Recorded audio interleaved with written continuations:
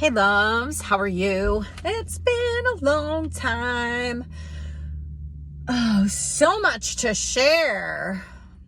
I'm sure some of you that had seen a couple of my videos right after Helene, all seem to be very interested in what's going on here and updates. And I know a bunch of you jumped into my adventure group, which I normally wouldn't have let people in if they weren't in this area and interested in those things. But I was sharing a lot of resources, so I did let those people in. So if you are listening to this, thank you for being a part of the group. Thank you for your concern and support.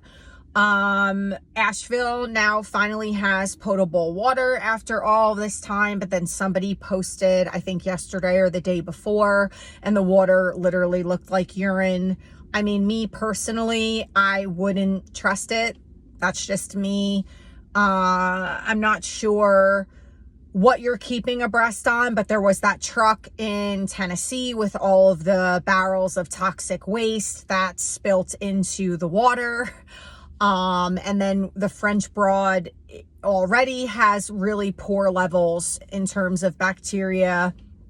Not the cleanest water, not water that I would ever do like a kayaking excursion in, or whitewater rafting or anything like that. And so there's that. I mean, it's great that they have water back, but you know, they're claiming it's safe. I don't know. I'm certainly not an expert on stuff like that, but intuitively, I'd have a hard time trusting it. There are still areas that are completely devastated. I teach chair yoga in Hendersonville, and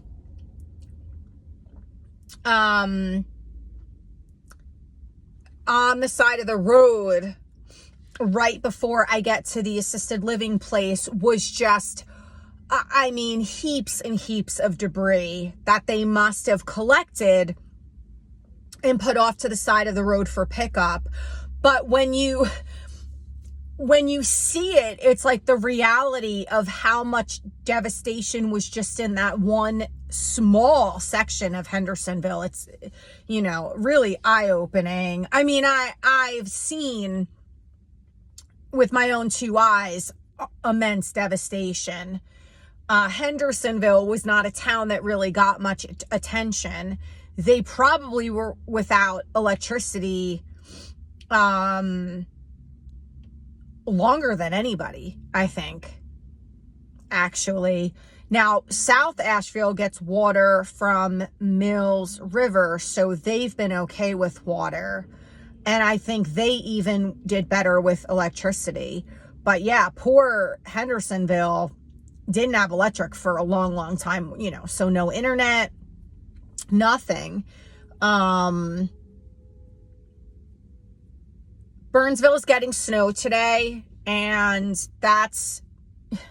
it's not like a huge deal, right? But at the end of the day, there are people living in tents, so you're still seeing that in the Swannanoa Black Mountain area. But I did hike with a girl the other day who lives in Montreat, which borders Black Mountain, and she said all of downtown Black Mountain is open and was not, like, really barely untouched, she said. But, you know, a lot of Black Mountain and Montreat completely devastated. And then poor Yancey County, I feel like, is like the forgotten county in all of this, because, you know, Asheville and Boone tended to get the maximum amount of attention. And I get Asheville, you know, like, it is a centralized, famous area. I get it. And it was devastated. I get it. But so much more. When I drove through Old Fort, I got so choked up because no one in any home was able to open up their door and not see mass devastation all around them. Like, it was heartbreaking. Old Fort was heartbreaking. That was probably the worst that I'd seen beyond the River Arts District in Asheville. So, I mean, have we made progress? Yes. Are people in better standing? Some, not all. Are people still living in tents and hotels or completely homeless? Yeah. Yeah. And decisions need to be made of where you're going to choose to put your time and energy to helping out. And it's amazing, the spirit of kumbaya, and we're all uniting. And I saw this with Superstorm Sandy living down the shore, and I saw this with 9/11 when I lived in New Jersey, and I was living in North Jersey at the time. My ex-husband actually was there that day. He was working there. I was big and pregnant with our second daughter. It was terrifying. Anyway, you see this sense of unity, and then it, regular humanity starts to slip back in. So, people are yapping about this and that, and who's getting upset about this, and who's not doing enough, and you shouldn't be focusing on trail maintenance. You should be mucking homes, and,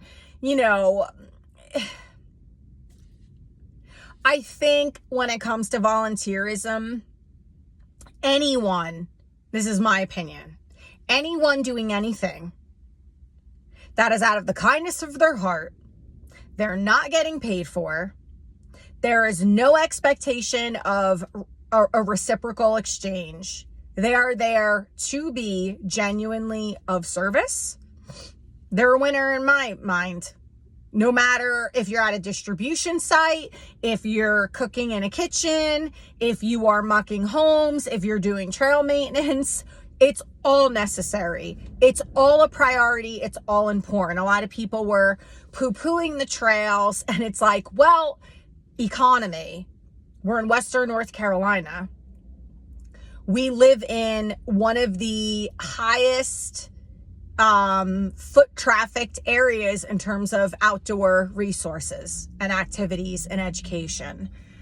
So mental health, emotional well-being, businesses that are tied into wilderness-based businesses, the Blue Ridge Parkway being closed.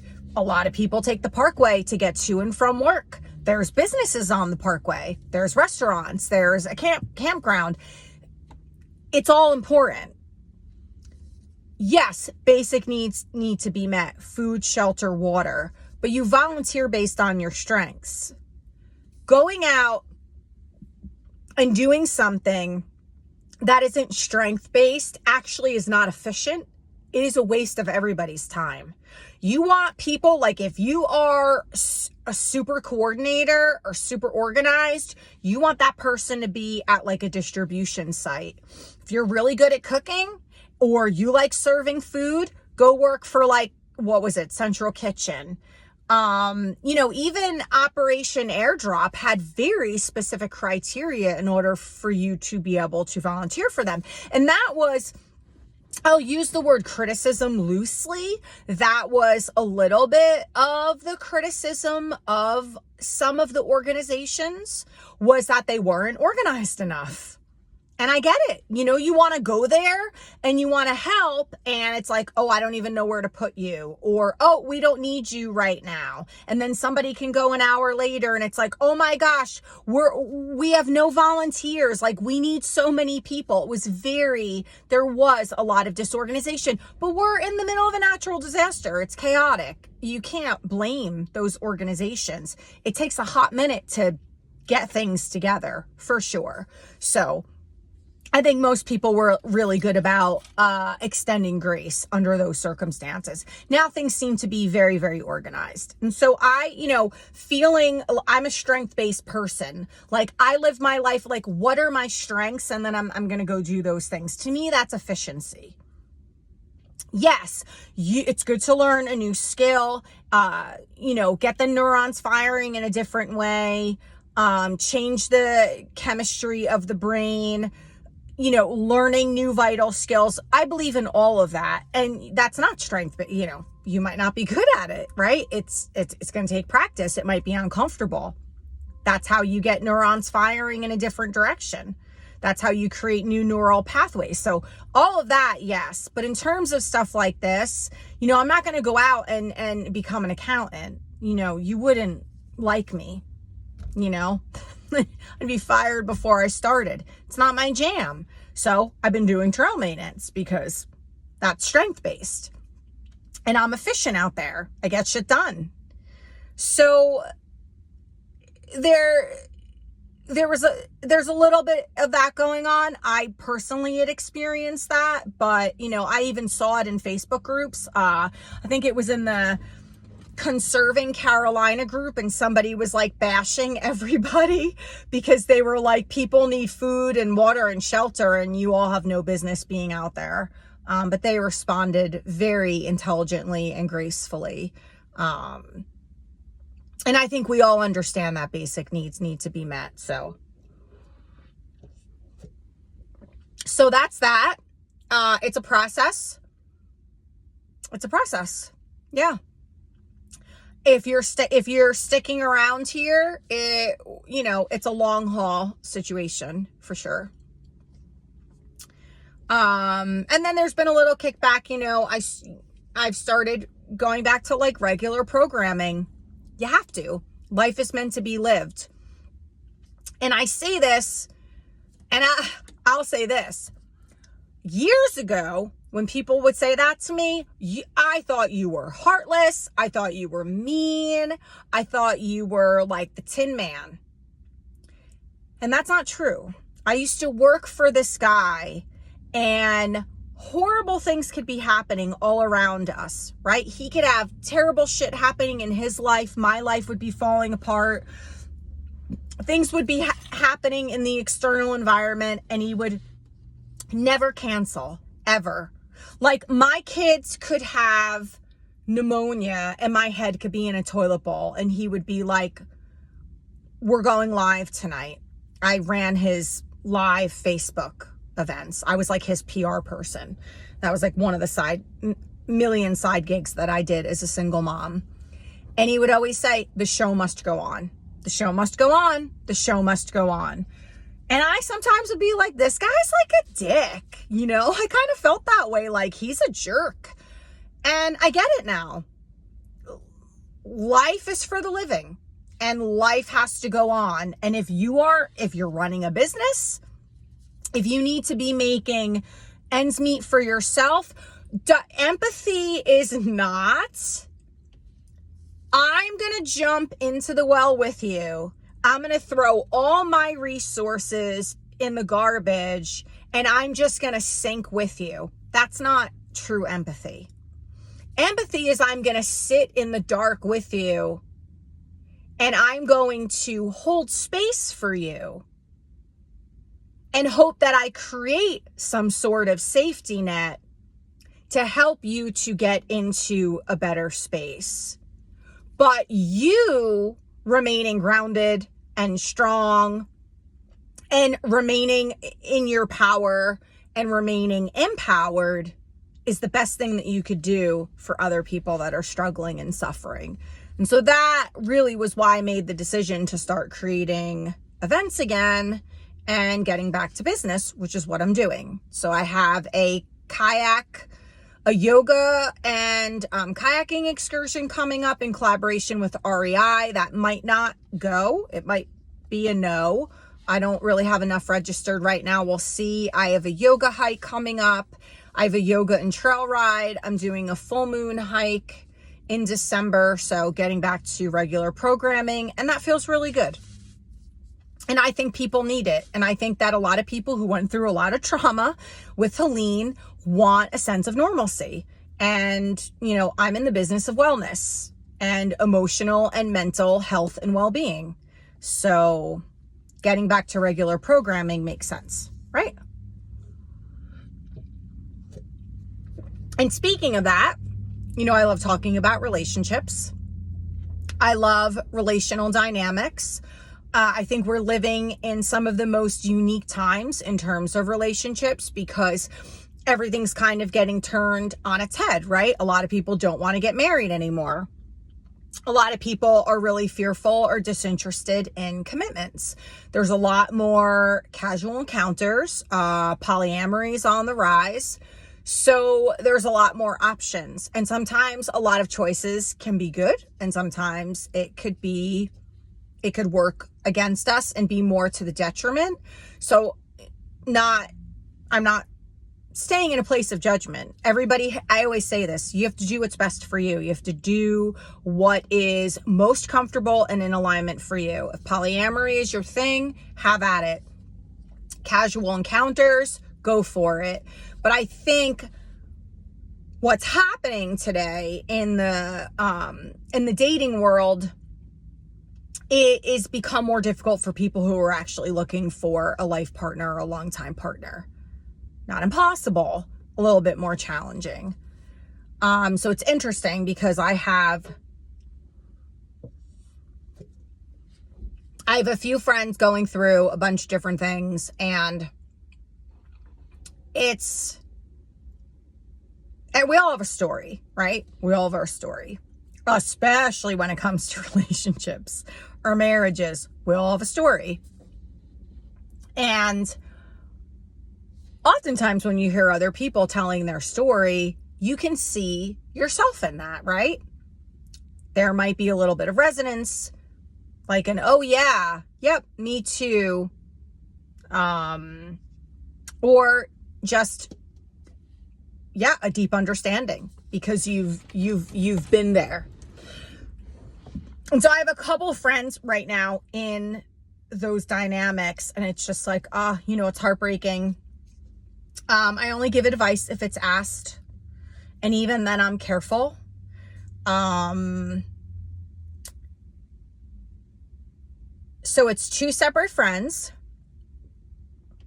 and one did not marry her fella, and one did get married.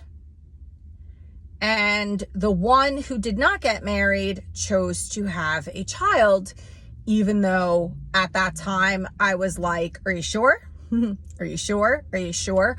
Because I think women in general think that a baby is going to make things better, that it's going to make the man less selfish, more selfless, more in tune to her. Also maybe it might facilitate a sense of security, albeit false. Like, well, he won't leave now because we have this child together. And then they fail to not take into consideration the troubleshooting aspects of that, like the more problematic aspects of that. And so I think that's what happened there, which, she now admits, and my heart breaks for her because men really don't experience this, but her biological clock was ticking. Women have a very specific window of the best child rearing years. And also, for a woman, I wouldn't want to be banging out babies in my 40s. I'm glad that I was a young mother. So there's a lot to take into consideration. And this guy really can't show up for her or the child. And so her idea of things, it didn't go according to plan, and it backfired. And now there's a lot of, what do I do now? And I see this all the time with women.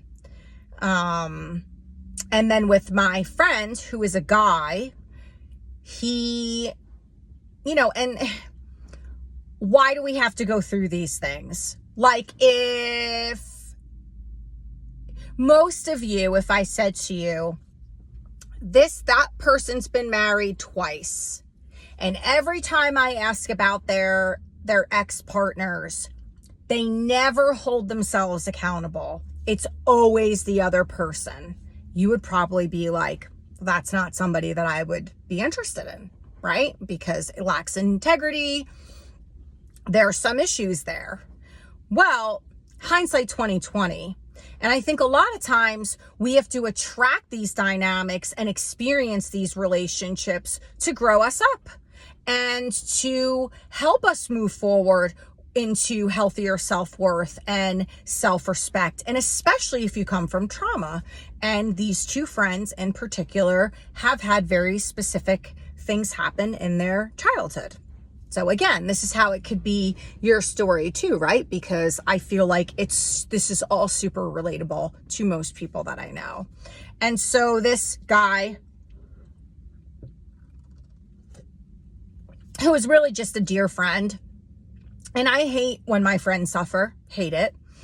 And for those that were following my channel pre-Helene, I kind of switched gears and I stopped focusing on women's health and wellness, and I started putting a stronger focus on men's health and wellness. And those that have been here with me, you know how strongly I feel about what's happening right now in the world with the postmodern feminist movement and the divisiveness. I believe that there is an intentional division being created and wedged between men and women, and that we're being pitted against one another, and men are being feminized and women are being masculinized, and this is extremely dangerous territory.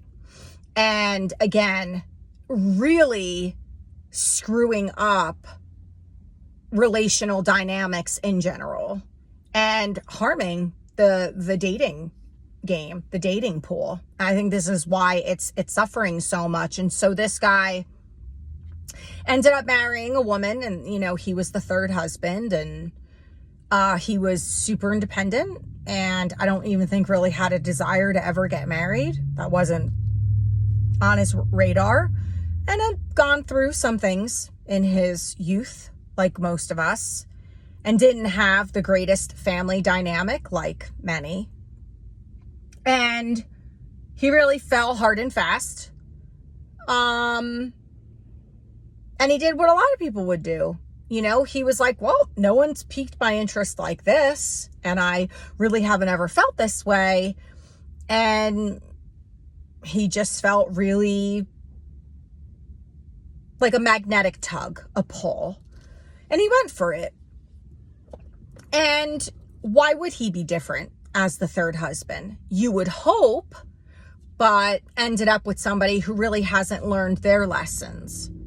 But again, there's a really, really valuable lesson in this for him, that he's probably not ready to bear witness to, because gosh, the pain, it sucks. Heartbreak sucks, right? I talked about this all the time pre-Helene.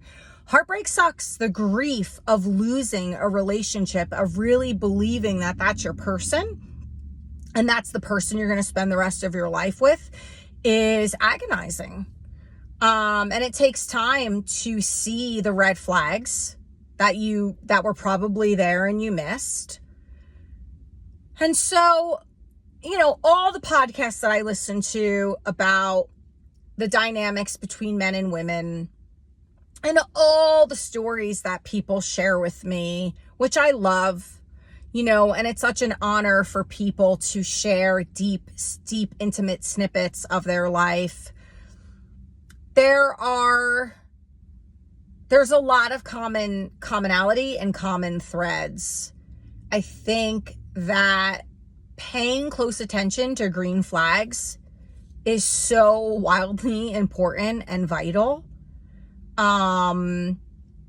We also have this, you know, there's like this new pop psychology. So like if somebody says it on Instagram, then it must be true. So, you know, now everybody's labeling everybody as a narcissist, and we're finding red flags where there really might not be red flags, especially if you're attracted to somebody, but they very much remind you of somebody from their past. This stuff happens. You know, I was very triggered by my roommate when I first, and so this is not romantic, but it's still relational because he's my roommate.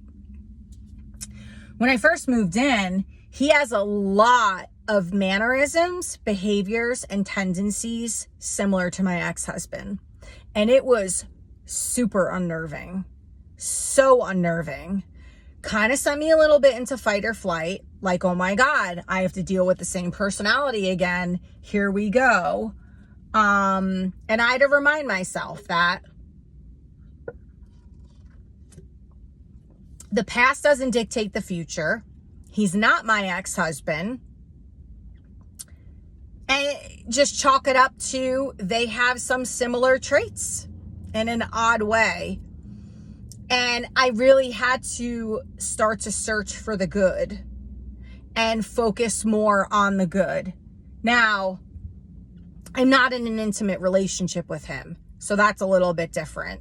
Because in an intimate relationship, if you're anything like I used to be, I was so forgiving, always had my rose-colored glasses on, always saw the best in everybody, giving people, you know, a million chances and ending up with the same result, which is the definition of insanity. So learning discretion, learning to have better boundaries, but not being so boundaried up that you're a fortress, which, you know, I did do that. I think that's very common. I think a lot of us do that. We go the complete opposite direction, right? Like, this person annihilated me. They ripped my heart out. I'm a shell of a human being. I don't even know who I am anymore. I will never trust love again. I will never love again. And then you're just totally boundaried up and nobody can penetrate it. And that's maybe necessary in the beginning. Yes. Feeling insulated and protected. But over time, you know, trying to find that happy medium is always a good idea. And that's where discretion comes in. So for me, discretion is, how much can I share with this person? Do I think this person has the capacity to hold space for me? Because your vulnerability can very much be weaponized. And we know this. It can completely be weaponized. And that's what my female friend, who's going through her situation with the guy that she, you know, just her boyfriend, her partner. And then they, you know, she had the baby.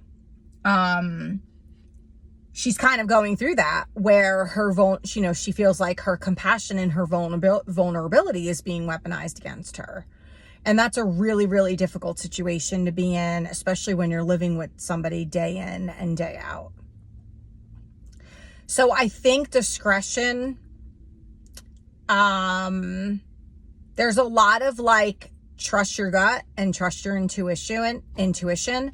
But unfortunately, when you're coming from a background of complex trauma or coming out of something that was very traumatic, oftentimes our gut instinct misleads us. I was just listening to this psychotherapist yesterday talk about childhood trauma, and especially people who've been sexually assaulted or abused.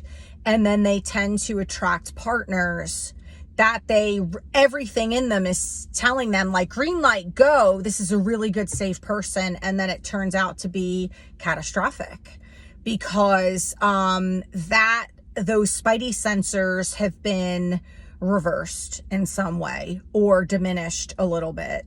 And the trauma aspects, unfortunately, can lead people astray. It was actually a really good video that I watched with this psychotherapist because she used to be a big new ager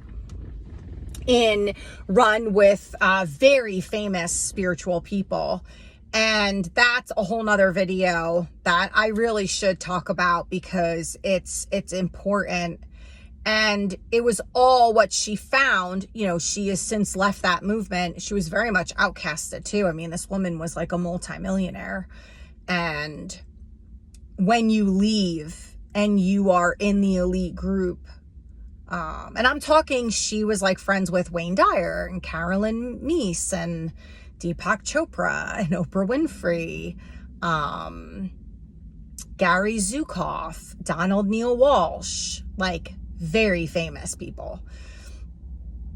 And she was outcasted. So, and she knew that was going to happen, and she was more than okay with it because she saw the spiritual, I love to refer to it as spiritual masturbation, spiritual manipulation,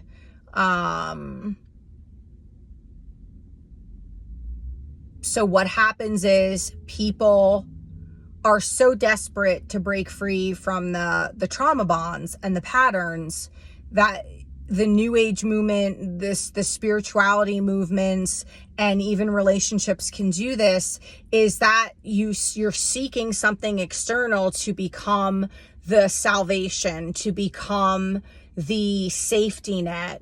And you can actually still be in a state of disassociation in a different way. And so you're not making decisions that are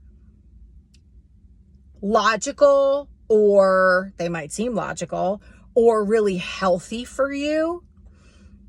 And so that's how we can end up picking a poor partner, even if we've broken free from childhood trauma. Like if we've left the family dynamic, or we went and did years and years and years of psychotherapy, and then we're out there in the dating world and we're still attracting similar personalities, there is something that is still disassociated, and the gut instinct and the intuition that's where it's not serving you. And I've seen a lot of people dive deeper and back into therapy to help them navigate that, because they don't understand, why am I still picking the same partners when I know this is my tendency? I mean, it's like somebody leaving, somebody getting sober, right? Whether it's drugs or alcohol, and they could be sober 5 years, but then there's cross addictions. And Tommy Rosen refers to it as being in the energy of addiction. So you are not an active addict. I say that with air quotes because I hate the label addict. I don't love it. But you could be in the energy of addiction, which is not the same thing as being actively in the addiction. And we do that same thing relationally speaking. And it really, really fascinates me. It really fascinates me that some people, I mean, how frustrating is it when you have that friend or that family member, or even a group of people in your life that have met the most amazing partners, and they just work shit out, and they really get along, and they really love one another, and they have a really good, solid, healthy connection with one another. And you're like, why can't I find that? And it's not that it doesn't exist. It's usually, from all the research that I've done, and I'm talking by top experts, have said that you usually have to go way outside of the normal person that you would choose. Not even if you're someone like me, like I don't really have a type, you have to go for someone drastically different. And so they'll tell somebody that's come from a lot of trauma, and if you were always attracted to a super charismatic personality, they'll say you're not going to be attracted to somebody that seems boring, because there's no drama with that person, right? And that's what you've been feeding off of. That's what you've been attracted to. That's what you've been synced into energetically, emotionally, mentally, psychologically, physiologically. So you've got to break that pattern.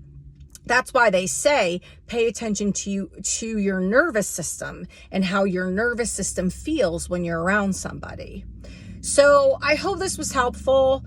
I'm probably going to start making more videos going back to talking about relationships, especially men's health and wellness.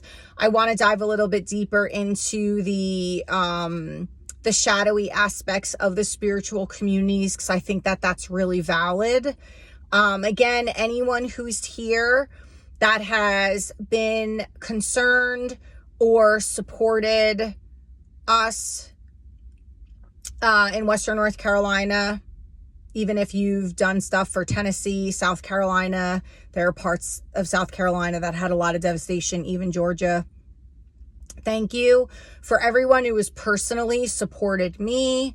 It's very hard for me to ask for help. I'm much more comfortable in the helper role. Thank you so much. I do appreciate you. And I will be talking to you sooner than later. Love ya.